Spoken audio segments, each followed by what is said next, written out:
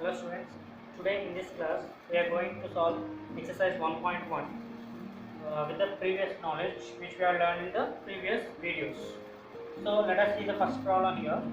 In the first problem it is given, is 0 a rational number? Can you write it in the form of p by q where p comma q are integers and q not equal to 0? This is the question given. So in this what they asked to solve?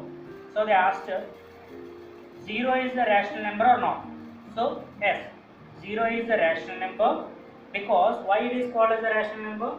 0 can be written in the form of 0 by 1. So 1 by 1, 2 by 1, 3 by 1, these are all called rational numbers. In the same way, 0 by 1 is also a rational number because this is in the form of p by q, and p value is what? 0 and q value is what? 1. So if p equal to 0, there is no problem with the definition of the rational numbers. If q should not be equal to 0, here q value is 1. So is 0 a rational number? Yes, 0 is a rational number because it can be written in the form of p by q. See, now coming to the second question. What is the second question? Find 6 rational numbers between 3 and 4. Yesterday we have done one example on this. The previous class we have done one example on this. So let us see one more other example. One more other problem on this. We need to find 6 rational numbers between 3 and 4. How many rational numbers? 6 rational numbers.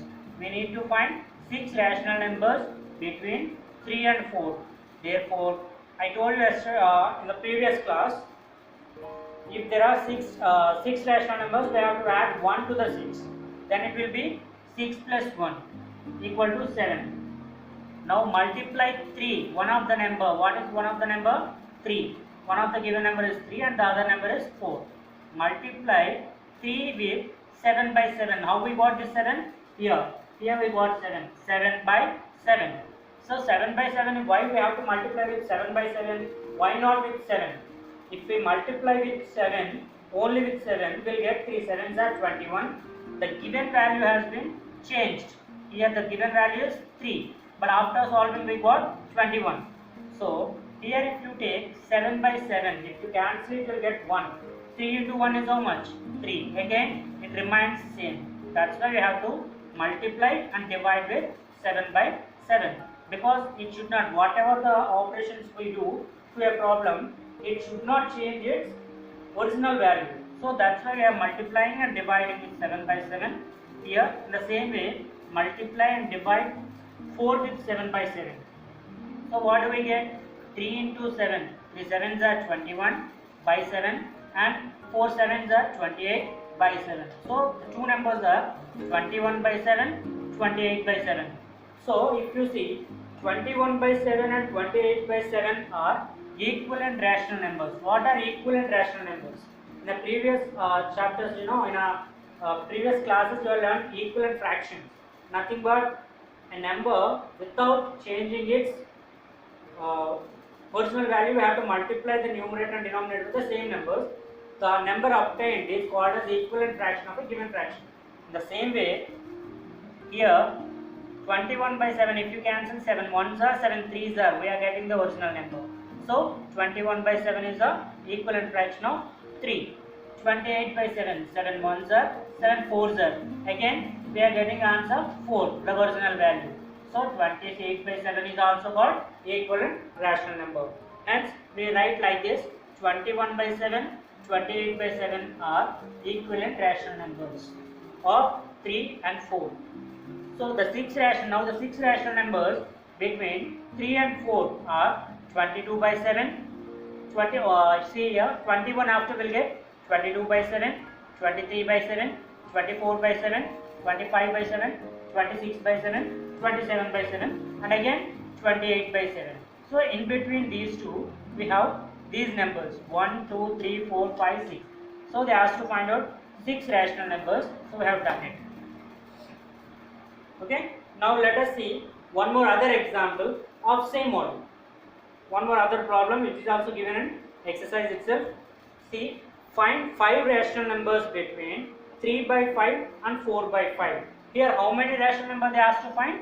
5 rational numbers. We need 5 rational numbers between 3 by 5 and 4 by 5. How many rational numbers we need? 5 rational numbers.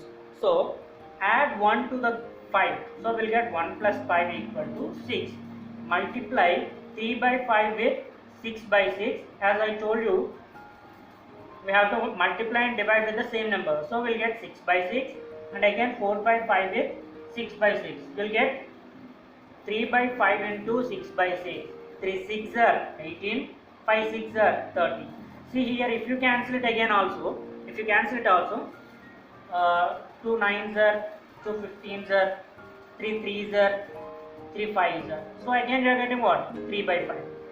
So original value, we are getting the original value, so it is called as a, so it is a equivalent rational number.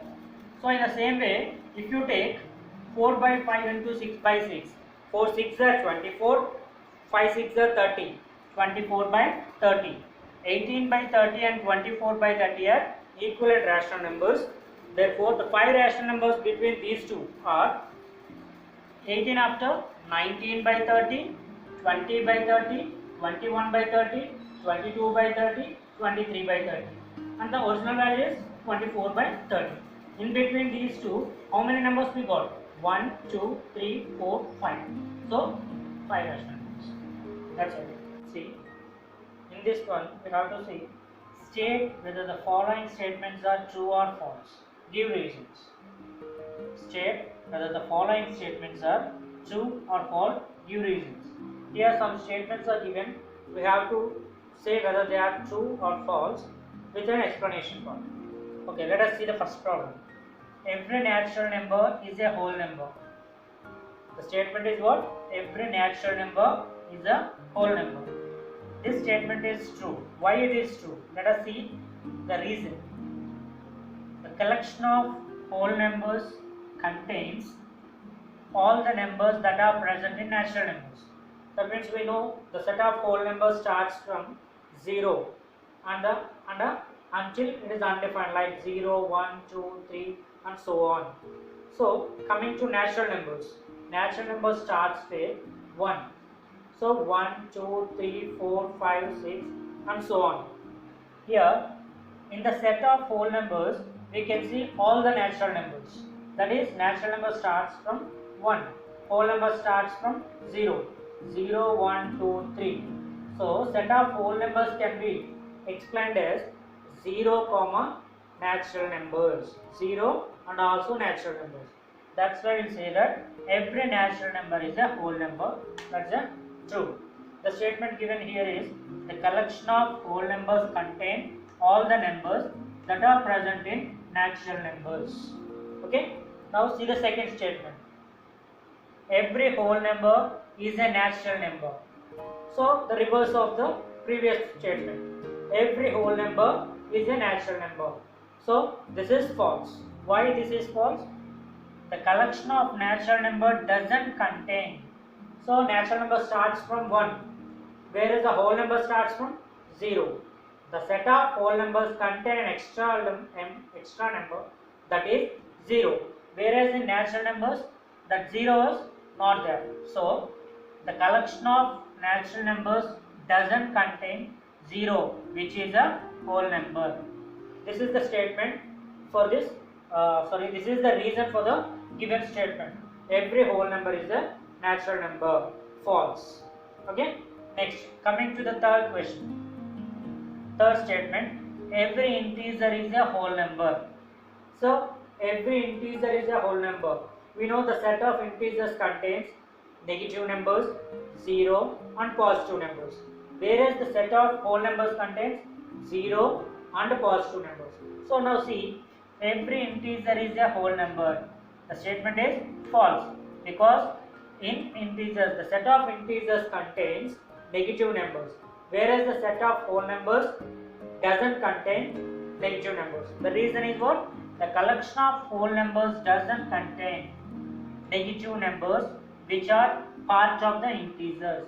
Integers it contains negative numbers, whereas in whole numbers it doesn't contain any negative numbers. Now see the fourth statement.